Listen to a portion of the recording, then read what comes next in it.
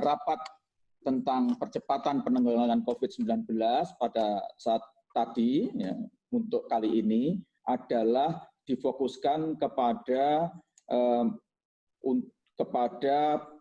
upaya kita untuk mengurangi pembatasan sosial.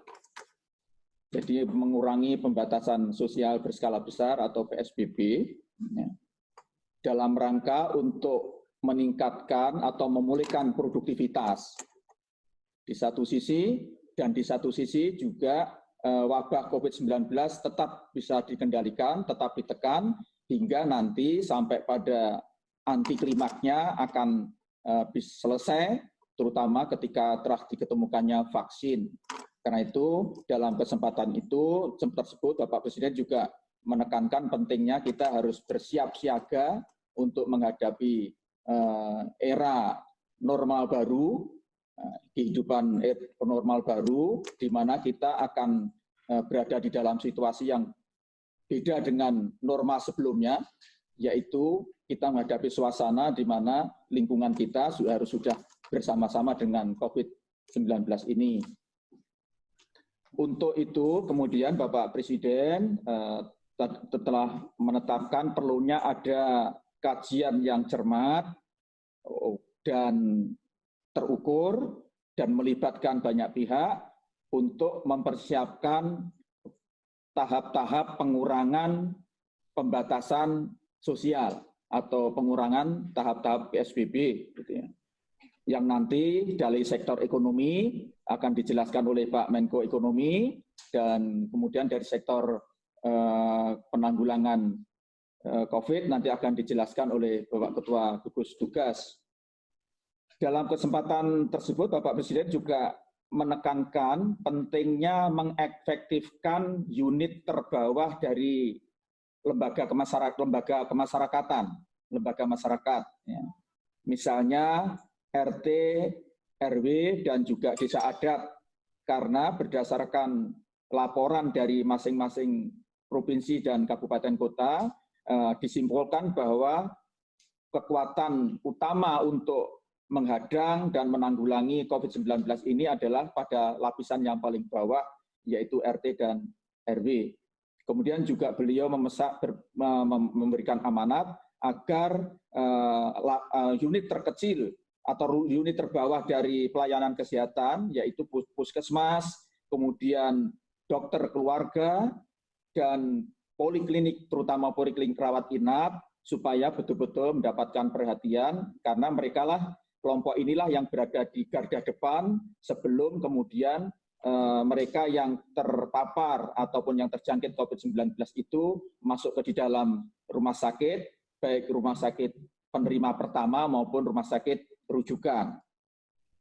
Saya kira itu yang bisa saya sampaikan. Kemudian yang terakhir perlu saya sampaikan, Bapak Presiden juga memberikan perintah agar bansos tunai prosesnya dipercepat dan disederhanakan sehingga betul-betul bisa segera menjangkau kepada masyarakat yang sangat membutuhkan dengan sangat mendesak, sehingga target dari bansos ini yaitu untuk meningkatkan daya beli masyarakat, daya hidup masyarakat, terutama masyarakat paling bawah, bisa dicapai atau bisa dipenuhi secepat mungkin. Dengan demikian nanti akan terjadi titik temu yang seimbang antara upaya kita untuk melakukan perlindungan sosial dan proses pemulihan kegiatan ekonomi yang nanti akan dijelaskan oleh Bapak Menteri Ekonomi. Perlu saya ingatkan bahwa Presiden itu menerbitkan keputusan Presiden nomor 19 tahun 2020 tentang penetapan kedaruratan kesehatan masyarakat coronavirus disease 2019. Jadi kedaruratan ini, kepres ini akan berlaku atau tidak berlaku kalau nanti sudah dicabut atau sudah dibatalkan. Jadi selama kepres ini belum dinyatakan tidak berlaku, maka sebetulnya suasana darurat itu akan terus jadi Indonesia masih tetap dalam suasana darurat kesehatan. Landasannya apa? Yaitu tadi disebutkan oleh Pak Doni, yaitu salah satunya Undang-Undang Nomor 6 Tahun 2018 tentang karantina kesehatan. Artinya apa? Artinya berarti selama dalam kondisi darurat, maka apa yang ada di dalam undang-undang itu semuanya berlaku. Salah satunya adalah di dalam pasal 49 tentang karantina. Salah satu karantina itu adalah berupa PSBB itu.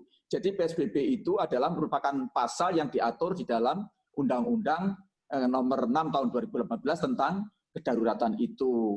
Nah, tadi Bapak Presiden menyampaikan bahwa tidak ada itu pelonggaran ya, PSBB itu. Dan memang betul selama kepresnya tidak dicabut ya berarti PSBB itu tetap berlaku secara nasional, terutama yang tercantum di dalam pasal 49 undang-undang ini. Kemudian kalau pemerintah daerah mengajukan PSBB itu artinya spesifik, artinya ingin menambahi ketentuan-ketentuan yang ada di dalam undang-undang itu, karena itu memang diatur di dalam undang-undang tersebut. Ya. Karena itu yang perlu saya tekankan, Bapak Presiden mengingatkan kembali bahwa tidak ada itu pelonggaran terhadap PSBB. Bahwa akan ada pengurangan pembatasan, ya. Karena itu nanti akan dikaji seperti yang disampaikan oleh Bapak Menko Ekonomi itu. Kenapa ini harus kita jelaskan? Karena jangan sampai masyarakat mengartikan longgar itu harus semau gue gitu. Setelah longgar kemudian tidak boleh seenaknya. Padahal protokol kesehatan justru harus diperketat ketika pengurangan pembatasan dilakukan. Misalnya ketika sudah dibolehkan untuk restoran buka, maka tidak berarti seperti bukanya restoran sebelum ada COVID, itulah disebut dengan new normal itu. Kehidupan normal baru harus mematuhi protokol tentang bagaimana datang atau makan di restoran, dan restorannya harus mematuhi protokol itu. Dan sekarang tadi Pak Menko Ekonomi sudah menyampaikan, ini detail protokol dari semua bidang yang nanti akan dikurangi pembatasannya itu sedang digodok oleh kementerian-kementerian terkait, nanti akan dikompilasi oleh Kementerian Kesehatan dengan BNP, dengan gugus tugas. Karena itu memang di bawah wewenangnya itu. Jadi nanti akan ada protokol bagaimana di restoran, protokol bagaimana ibadah, nanti Pak Menteri Agama akan mengatur itu, protokol bagaimana datang di acara-acara yang mungkin melibatkan jumlah pengunjung yang relatif banyak, dan seterusnya itu nanti akan diatur secara detail. Dan itu harus dipatuhi, itulah yang dimaksud dengan new normal itu. Nanti boleh tetap sholat Jumat berjamaah, tetapi sudah beda dengan sholat berjamaahnya ketika sebelum ada new normal ini. Itu yang perlu saya tekankan. Kemudian yang berkaitan dengan bansos, jadi saya sebagai koordinator yang membidangi bansos sudah melakukan pertemuan-pertemuan maraton dengan kementerian terkait, khususnya Kemensos dan Kementerian Desa. Jadi perlu saya sampaikan di sini, insya Allah 5 hari terakhir menjelang Lebaran kita nanti akan melakukan penyaluran bansos besar-besaran. Dari target misalnya Kemensos kan jumlah targetnya 9 juta, itu yang akan kita salurkan sekitar 8,3 juta dalam 5 hari ini. Sedangkan yang 700.000 yang itu adalah di wilayah-wilayah klaster 3 yang remote area, itu membutuhkan waktu kira-kira 2 minggu, sehingga setelah Lebaran mungkin baru bisa terrealisasi. Mengenai dana sudah kita hitung, sudah tidak ada masalah. Kemudian data yang PKM, KPM, keluarga penerima manfaat juga sudah final, tadi malam sudah kita matangkan dengan Pak Mensos. Kemudian delivery sistemnya, yaitu penyalurnya, yaitu PT Pos, juga siap untuk menyalurkan dan sudah janji tidak akan libur nanti Lebaran. Untuk PT Pos akan kerja keras untuk mengejar target, yaitu target kita sekitar 8,3 juta dari 9 juta calon penerima, keluarga penerima manfaat akan bisa mendapatkan bansos ini. Ini yang untuk BLT desa juga sama. BLT desa target kita terutama paling tidak untuk wilayah-wilayah yang terdampak langsung dengan COVID-19 itu akan bisa dicapai sekitar 70%. Memang begini, saya jelaskan ya, BLT desa ini posisinya dalam posisi terakhir dalam konteks data. Kenapa? Karena di samping ada DTKS, kemudian ada data baru, terutama kalangan keluarga miskin baru, yang itu dihimpun oleh RT RW, dan itu penggunanya pertama Kemensos. Sehingga dana desa ini baru akan bisa digunakan atau didistribusikan kalau memang ada warga masyarakat yang belum tercantum di dalam DTKS dan belum dihimpun oleh RT RW kemudian dibantu oleh Kemensos, baru ada data yang dana desa, data warga yang nanti mendapat bantuan dana desa. Karena itu dana desa ini posisinya agak sulit ketika kita mau mempercepat bagaimana supaya tersalurkan. Karena itu kita sepakat prioritas utama adalah nanti dari Kemensos, dan 5 hari ini nanti akan bisa kita kejar mudah-mudahan. Kemudian dana desa juga gitu akan kita upayakan mengisi kekosongan yang tidak ada di dalam BTKS maupun data yang dihimpun oleh RT RW yang itu nanti akan ditutup oleh dan bantuan tunai langsung dari Kemensos, yaitu senilai ada 9 juta kepala keluarga di luar DKI dan Bodetabek.